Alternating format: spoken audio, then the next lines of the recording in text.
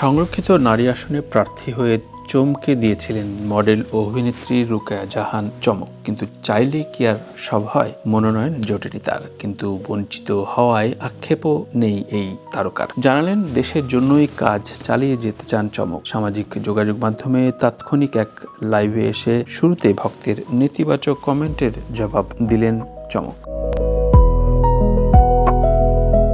চমক বলেন, আমি আমার পরাজয়কে উদযাপন করছি। আমার পা থেকে মাথা পর্যন্ত সাহস। আমি আরো 200 বার ফেল করব, 200 বার ট্রাই করব।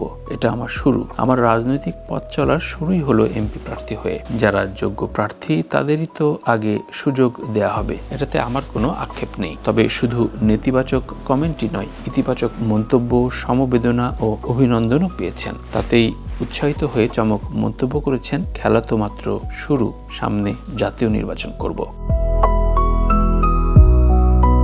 প্রিয় দর্শক, এই তারকার জাতীয় নির্বাচন এবং রাজনৈতিক অবস্থান নিয়ে আপনার মন্তব্য কি, সেটিও কমেন্টে জানাবেন। চমক আরও বলেন, আমার মূল লক্ষ্য দেশ ও দশের সেবা করা। আমি কুষ্টিয়ার মানুষের জন্য কাজ করতে চাই এবং আমাদের হাজার বছরের বাঙালি সংস্কৃতিকে বিশ্বের দরবারে তুলে ধরতে চাই।